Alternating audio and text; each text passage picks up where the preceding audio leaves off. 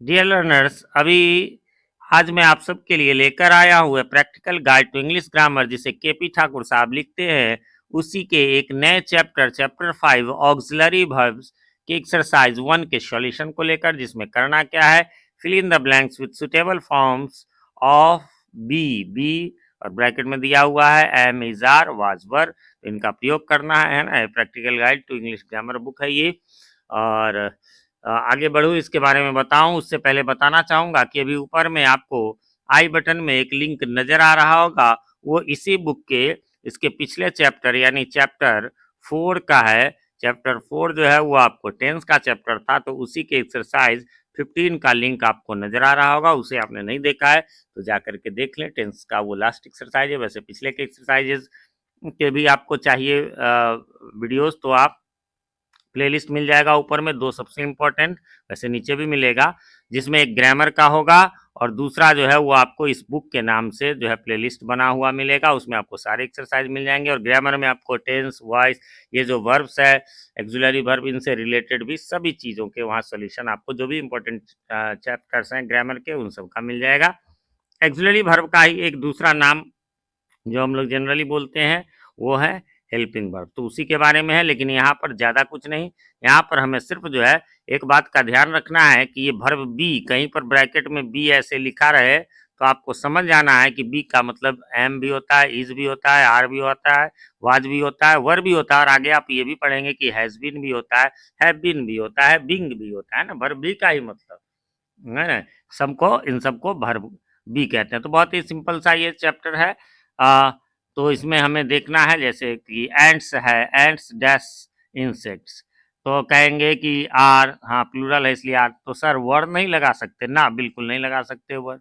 क्यों नहीं लगा सकते? क्योंकि भाई ये फैक्ट है, ये यूनिवर्सल ट्रुथ है कि चींटियां जो है वो इंसेक्ट्स हैं, है ना, मकोड़े हैं। तो आपको जो है मकोड़े हैं, तो ये तो फैक्ट है। फैक्ट को प्रेजेंट से संबोधित किया जाता है ना, उसको इंगित किया जाता है।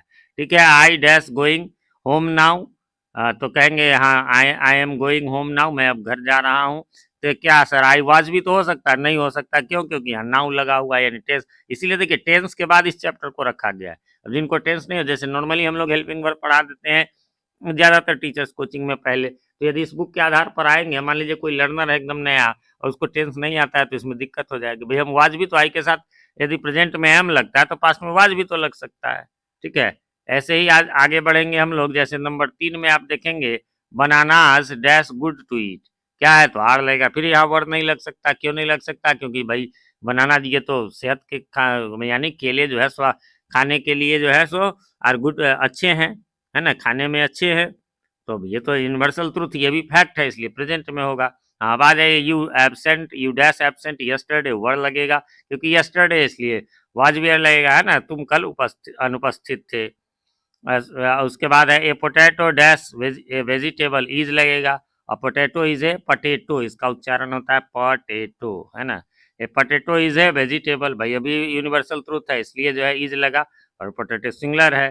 रोजेज प्लूरल है तो आर लगेगा, नहीं तो वर, लेकिन यहाँ पर आर लगा। क्यों? ब्यूटीफुल फ्लावर्स, ये सुंदर फूल होते हैं, ये फैक्ट है, ये सत्य है, इसलिए जो है आर लगेगा। जो फैक्ट होते हैं, जो यूनिवर्सल ट्रुथ होते हैं, उनमें हम लोग जो है वो प्रेजेंट का प्रयोग करते हैं। नंबर 7 में है आपका they are, they dash naughty boys, they are naughty boys. हाँ, यहाँ पर हम चाहे तो दे वर नॉटी बॉयज भी हम कर सकते हैं। ठीक है, तो लेकिन आर प्रेजेंट में यह बेहतर है। ही डैश लकी इजंट ही, यहाँ फिर कुछ नहीं सोचना, इसको कहते हैं क्वेश्चन टैग। क्वेश्चन टैग में इजंट ही है तो यहाँ पर हर हाल में इज ही लगेगा। मतलब जो वर्ब रहता है उसी को हम यहाँ लगाते हैं क्वेश्चन। इसका मीनिंग हुआ he is lucky isn't he, वह भाग्यशाली है ना, है ना। न जब शब्द में जोड़ते हैं अंत में तो क्वेश्चन टैग होता है। क्वेश्चन टैग आप लोग नहीं जानते हो तो उसके लिए कमेंट करें, मैं उसका भी वीडियो जल्दी बना दूंगा। वैसे सीरियल वाइज तो इस बुक के सभी बन ही रहे हैं। दे डैश ब्रिलियंट आरंट दे, फिर ये भी वही है, आरंट है तो यहाँ आर उसके हिसाब से लग जाएगा। They are brilliant aren't they, वे जो है ब्रिलियंट है ना। अगला है they dash little children then. अब देन, देन माने तब की बात है, दे आर, है ना। यहाँ यहाँ एक मिस्टेक हो गया, ऐसा सिंपली हो जाता है। क्या हो जाएगा यहाँ पर? दे, क्या हो जाएगा? दे वर, है ना, वर हो जाएगा यहाँ पर, आर नहीं होगा क्योंकि देन लगा हुआ है ना, इसलिए दे वर लिटिल चिल्ड्रन, अरे तब वे छोटे बच्चे थे, है ना, ऐसा हमें बोलने में आ जाता है। फिर आगे है dash the rain likely to be late, है इज द रेन, है ना, क्या जो है संभावना है लेट होने की, तो हमें संभावना में ये फ्यूचर के लिए तो हमें सेल विल तो यहाँ यूज करना नहीं है, इसलिए सिंपल प्रेजेंट ही यानी प्रेजेंट का ही प्रयोग करेंगे।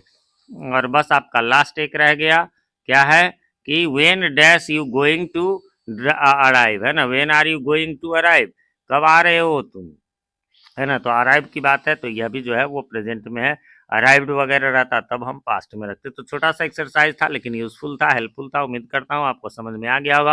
अब कोई कन्फ्यूजन नहीं होगी, फिर भी कोई कन्फ्यूजन हो तो आप कमेंट करें, मैं रिप्लाई जरूर देता हूँ, थोड़ी देर से ही सही, यदि कमेंट में क्वेश्चन लिख देंगे तो मेरे लिए आसान होगा, वरना फिर बुक निकालो, एक्सरसाइज निकालो, क्वेश्चन देखो तो थोड़ा टाइम कंज्यूमिंग हो जाता है। साथ ही आपसे एक रिक्वेस्ट भी है कि यदि चैनल पे नए हैं या चैनल को सब्सक्राइब नहीं किया है तो प्लीज़ इसे सब्सक्राइब कर ले और नोटिफिकेशन बेल में ऑल को प्रेस कर दे, जिससे कि हमारे आने वाले वीडियो सबसे पहले आप तक पहुंच सके और पहले के वीडियोज आपको ढूंढने में आसानी हो।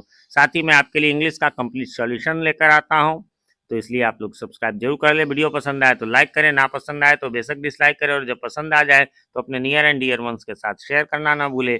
मैं प्रभात कुमार सिंह मिलता हूं आपसे अपने इसी चैनल पीके मंत्रा इंग्लिश क्लासेस के किसी अन्य वीडियो में, तब तक के लिए हैव अ नाइस डे।